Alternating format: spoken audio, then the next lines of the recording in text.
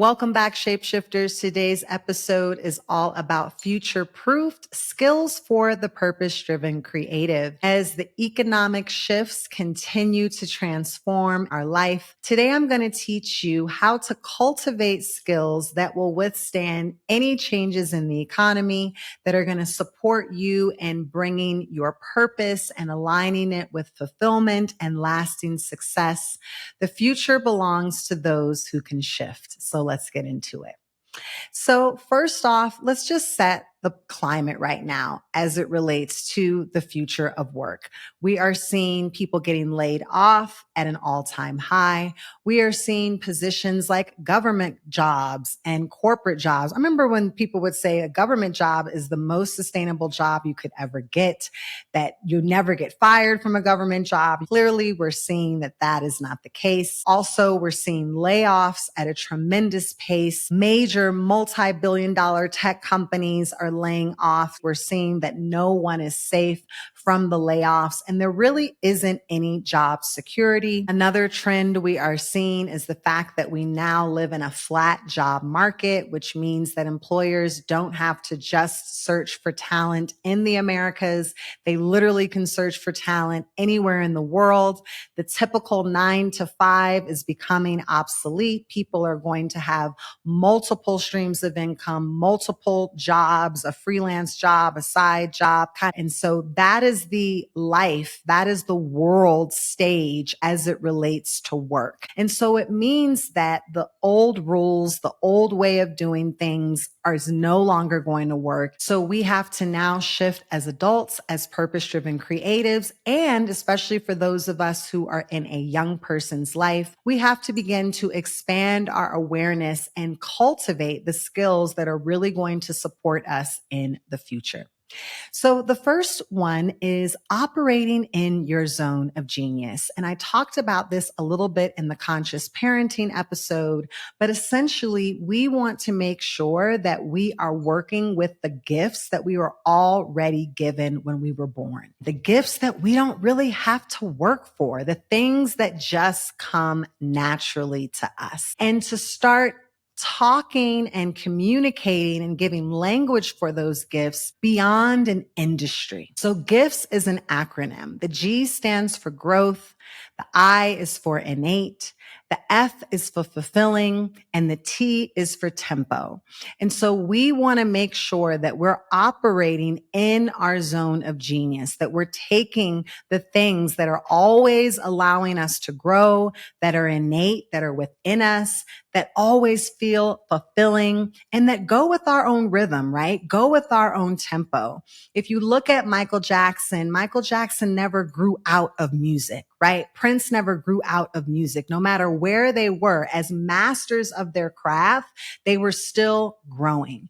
And so we want to make sure that we're able to give language to the gifts that we have, to our own zone of genius. If you Google zone of genius, you'll see a wonderful activity that will allow you to put down your talents, skills, and abilities. And where all of those things meets becomes your zone of genius. And to begin thinking about those things again beyond your industry. So I am someone who has the gift of being a catalyst, being an initiator, being a fire starter, being a spark. That gift shows up everywhere I go. Whether I'm performing on stage and I'm sparking it off, whether I'm in a meeting and there's something that needs to be said and it's like, okay, I'm about to say this, I'm going to spark it off. Whether it's working with new projects or new models or new ideas, I always find myself in a situation where I am the one to get it started. People pay me for the gift of activation. I'm able to move people from a state of stagnation into activation. So being able to give language to your own zone of genius allows you to be more marketable. It allows you to understand your special sauce. It allows you to clarify and refine your own personal brand. Also, the skill of creativity, being creative. And there's so many places that we could take this idea, this skill of creativity, but I really want you to focus it on your mindset. When I talked about New Earth currencies, creativity was one of those currencies. I truly do believe that those of us who can think creatively, who can think beyond the box, who can think beyond the binary, who can see the spectrum, who understand that there's not just two choices in the world, that there's an infinite number of possibilities. When you look at all of the folks that were able to thrive during the COVID pandemic, many of those individuals were people who were starting to think creatively. If any of you watched those D-Nice sessions during COVID that really got us through, and now like everybody's DJing online, and people were DJing online before, but it became this normalized thing. And so those people who were able to think creatively when everything else shifted were able to navigate, were able to thrive, were able to ascend and rise in their power in their business. And that is why a lot of businesses and a lot of new business owners were created during COVID and thrived during COVID. So we can't let the realities of this world dictate what is possible. That actually, statistically, when you look at where some of the most amazing new ideas come from, they come from times of extreme hardship. They come from times where things are shifting, things are dying. Even if you look at the power of hip hop music, and I think we would all agree that hip hop music was a cultural reset. It changed the way we listen and understand music and even understand Black culture. Well, it was the creativity of those young people who said, actually, our parents couldn't afford to send us to music school, but they have all these albums and I'm going to figure out how to scratch, that I can plug into the grid of my local block and I can make street parties and bring people together. And an entire culture, literally entire culture, was born off of the power of creativity. So not getting stuck in the reality and being able to imagine. Creativity goes with imagination, to be able to see a possibility in your mind's eye when there is no physical presence. Creativity requires courage. It requires courage to be able to do new things. It requires courage to be able to stand out in the crowd. It requires the courage to think outside of the box. And as we live in a time that is constantly trying to put people in boxes, put people in categories, and will cancel you if you don't fit the category that they think that you should fit. Those people who continue to refine and strengthen their creative mindset, it doesn't matter what you put in front of them, they're always going to find a way to grow and to thrive. Another future-proof skill is being a craftsperson. I didn't want to say craftsmanship, craftspersonship, learning a craft like textiles or making shoes. You think of a cobbler. Many people don't even know what a cobbler is. A cobbler is someone that makes shoes. How many people do you know can make a pair of shoes? You can 3D print shoes. You can get shoes made in factories, but the person who literally can sit there and measure your foot, who can draw out the design, who can custom create a pair of shoes in a world where everybody else is using technology, is actually going to have a special niche within the economy, a special niche within the market. They can charge whatever price they want because they have something that no one else has. And you might say, yeah, Zakia, but it's probably going to be really expensive. Yeah, even better, because they are bringing a rare skill set into the marketplace, gives them the ability to charge a premium. Even getting back into the trades, things like plumbers, construction workers. I know these aren't the sexiest jobs, but these are actually going to be future-proof jobs because you still need people to do things with their hands. So investing in a skill or refining a skill you already have, allowing you to learn a trade or a craft, is always going to set you apart. Another skill of the future is critical thinking, discernment, being able to observe and take in a variety of messages, information, and opposing views, and being able in your own mind to critically think about what is true and what is false, what you're going to buy into and what you're going to reject. In a time where we are being fed so much information from opposing sides, being able to critically think and analyze data through your own mind is going to allow you to tap into that creativity, which is going to give you a leg up. Those of us who are dependent upon someone else to tell us when to get up, when to go to sleep, when to write, what to eat, who can't critically think for themselves. Even when it comes to what you eat, every way of eating isn't for everybody. You've got to know your body, your system, what works for you and what works for others. There's always going to be someone who's ready to tell you what to do. But if you really want to get ahead in the future, you have to create your own reality that works for you. And that is going to come through critical thinking. Being adaptable. Being able to adapt in multiple climates. I call it shape shifting, right? Finding your own momentum, being like water, being able to take the shape of any form. I always use the example of COVID because COVID taught us how we had to adapt to not being able to go out the house, how we had to adapt to not being able to connect with those that we loved in the same cadence that we were used to. Adaptability is very different than being rigid, because some of us are still holding on to the same ways that we were living during COVID. Some people still don't want to come outside. Some people still don't want to be around other humans. Some people now can't even communicate with others because they literally adapted to a situation that they got stuck in. And so being able to adapt but not get stuck is going to set you apart. Also, emotional intelligence, having the ability to understand, recognize, manage, and influence your own emotions. So you have to be able to first have self-awareness to know, how am I feeling? What do I need right now? Self-awareness.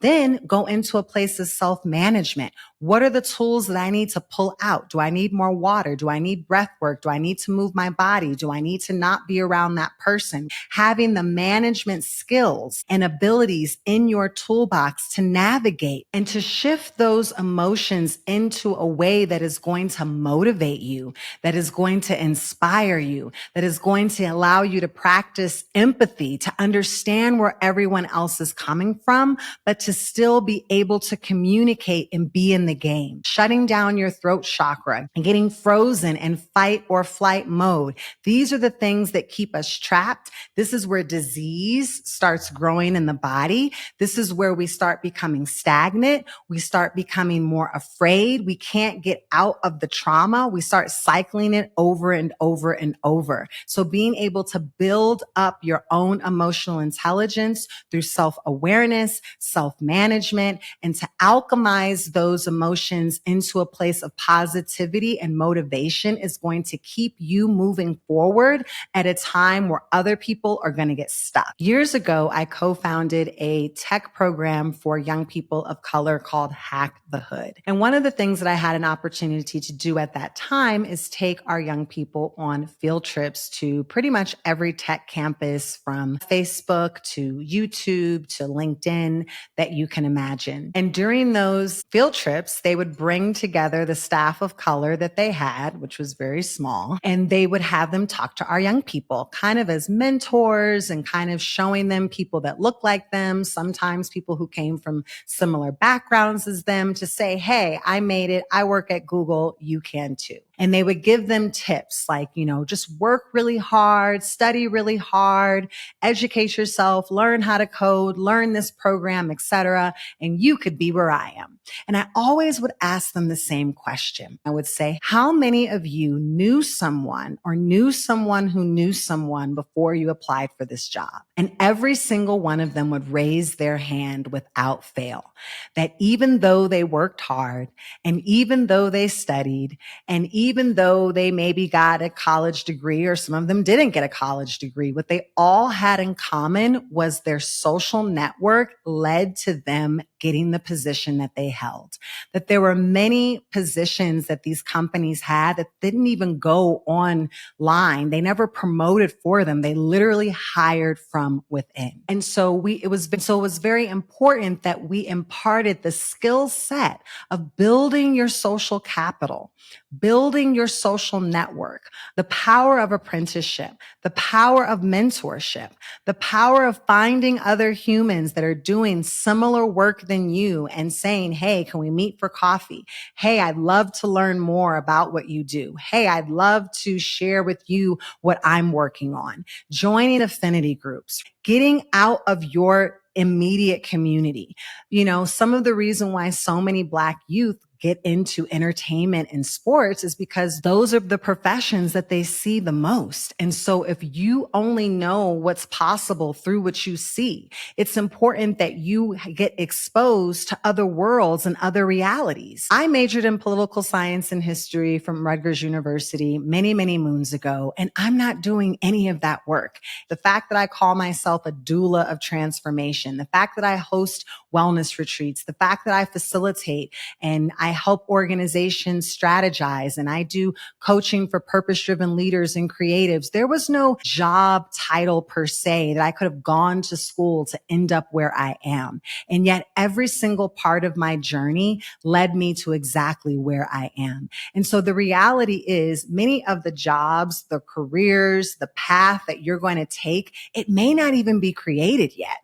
And so we have to begin to recognize that all of the different aspects of who we are going to support us, but we're not going to be able to really get there if we don't expand our social network. And there is no other time in history that has been more easy to connect with people. And so I think that it's important to use things like technology to connect with people, but to the best of your ability, connecting with people in real life, face to face, building those relationships, taking time to maybe research conferences or meetups or affinity groups of other people who are on the same path as you. Also, pro tip, you could start one of those communities, and that can be a wonderful way to eventually market your services. Another skill that we have to begin thinking about is that of entrepreneurship. I don't believe that college is for everyone, but I would say if you're going to learn anything, learn business. Learn how to take your ideas and how to funnel them through business language and how to bring your offerings to the marketplace, to understand the climate, to understand who your customer is, to understand what the price points are in your given area of expertise, to think like a business person. And this is something that I have done even when I hold quote unquote full-time jobs. I still think of myself as an entrepreneur. Every person that I work with is a client to me. So having that mindset is going to allow you to be loyal to yourself in a time where we can see that no company is going to be loyal to you. I've seen way too many people get sick, burn out, not be able to continue work. And guess what? Work goes on without you. And here's another thing I've learned. There's always more work to do. There's never a time where the work is like finished. So you might as well pour into yourself, invest in yourself, because that is going to be a more sustainable game plan than giving your power to someone else. And lastly, technology. And people might say, but technology is taking all of our jobs. Well, technology is a tool that we can utilize to enhance our work. And if you have all of the other skills that I just mentioned, you'll be able to use technology to be a creator and to utilize it as a tool and something of agency rather than being dependent upon technology. The reality is technology is not going anywhere. Artificial intelligence is not going anywhere. There's no field that is not going to be touched by technology. And for that reason, we could argue that every job is now a tech job because every job in some shape or form, even as I'm sitting here recording, every job utilizes technology in some shape or form. So we have to constantly be learning to become early adopters of technology, but to have the hybrid of pairing that technology with the these other future-proof skills, that hybrid model of bringing who you are and your unique intelligence and collaborating with technology is going to set you apart from everyone else in the job market. So don't be afraid. Your work is bigger than a job. It's a career, and it's bigger than a career. It's your purpose, and it's bigger than your purpose. It's your destiny. There is work that you were put here on this planet to do, and you don't have to give up parts of yourself in order to make a living. If anything, leaning into those skills even more is going to give you the life that you deserve, and it's going to give you the life of your dreams. So your homework is to think about which one of these skills you're really, really good at and that you've already gotten the bag, and which one of these skills you still need to cultivate a little bit more. Let me know in the comments. And until next time, keep shifting. Much, much love and light for showing up today, Shapeshifters. You could be doing anything right now, and you chose to be here, and I do not take that for granted. Looking for extra support on your journey? Explore my affordable coaching programs. Whether you prefer personalized one-on-one sessions or engaging group coaching, I'm here to help you align your vision and thrive on your own terms. Visit shapeshiftyourlife.com, that's SH8PE, shiftyourlife.com, and schedule your free shift call to discuss your coaching goals. Keep shifting.